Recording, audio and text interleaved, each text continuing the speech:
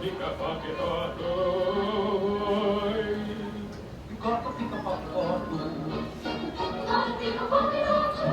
show them what after doing, my dear. Marshall McLuhan reciting Ezra Pound claims poets are the antenna of the race, and as radar acts as an early warning system enabling us to discover social and political targets in time to cope with them. Thus it is the poets that have the utmost relevance not only to communication and media study, but to the development of media controls.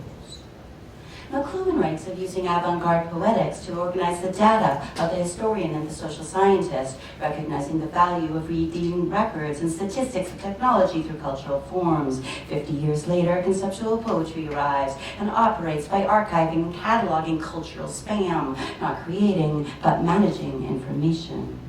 According to Kittler, the new sciences and technologies made it necessary for poets to renounce the imagination. Conceptual poetry, self-described as uncreative writing, uses word processing, databasing, sampling, coding, cutting, pasting, mashed up language, unloved language, tea-based language, focusing more on the initial concept than the final product.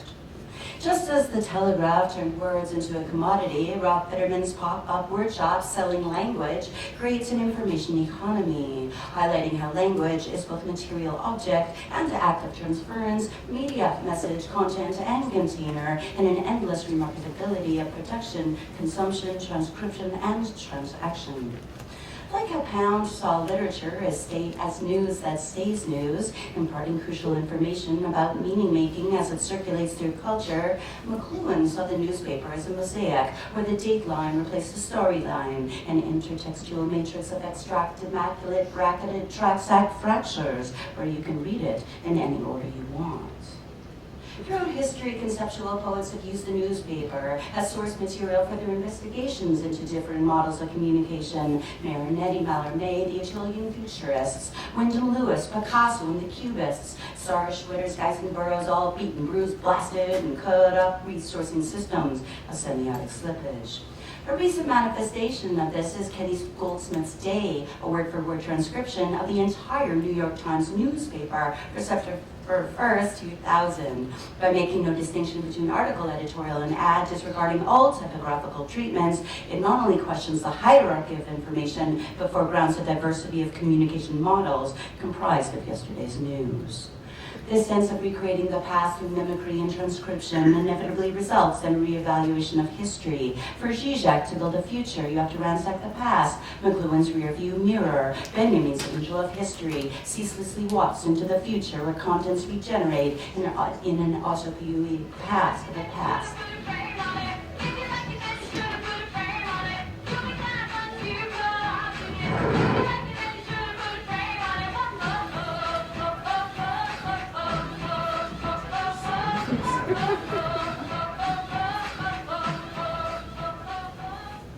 Conceptual poetry as a hybridized medium not only reframes history, but law, biology, and digital technologies. Taking Burroughs' Language is a Virus literally, Christian Buck's Xenotext experiment implants bacteria into DNA and shoots it into space, attempting to engineer a life form so that it not only stores a poem, but becomes a writing machine.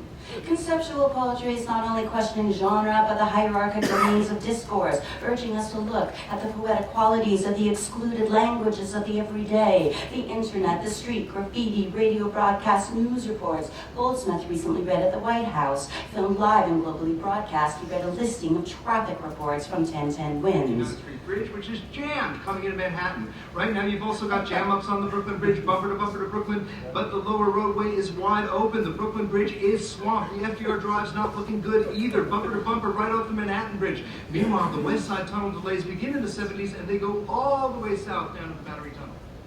And the diction of the ordinary and everyday traffic then becomes a kind of probe, a web of disparate ideas, altering perception, working associatively, full of rapture, scripturous apertures operating as an aphoristic machine, of cunning and metonymy of auxiliary lanes and interchanges, weaves yield swears out from its own gridlock. Further investigations into dysemic ecologies are ever present with conceptual poetry's cousin Florf, whose mandate is to create poems out of Google search results, whether reworking Shakespearean sonnets into Rogaine bunnies, Pokemon peanuts, or peppermint jihad. Within the anonymized algorithms of reshuffled junk speech, poems become a virtual chat room.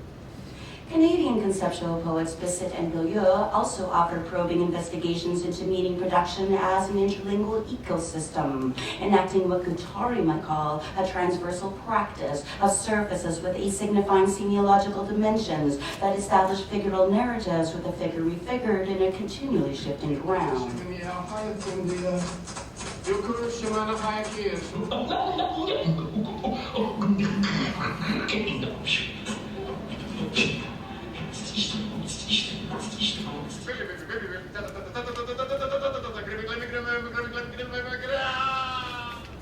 Not only calling attention to the materiality of language, but the process of reading is the focus of Craig Dworkin's Parse, a translation of Abbott's 1874 guide, How to Parse. Sentences are converted into descriptions of their own grammatical structure. In Parse Plays Purse with replays, Plosive's Parse parasitically performs and exposes language's impossible transparency.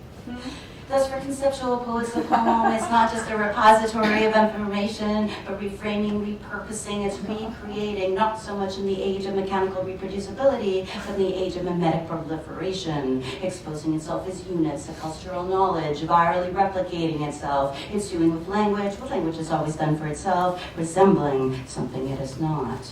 And as a container of kinships, contours, recognition, conceptual poetry reminds us how in the age of digital media's language is poured into AdDocs database, morphed, animated, spammed, and spit out, it is the environment for developing new methodological tools for investigating language. Everybody is gonna have some fun doing the mess around.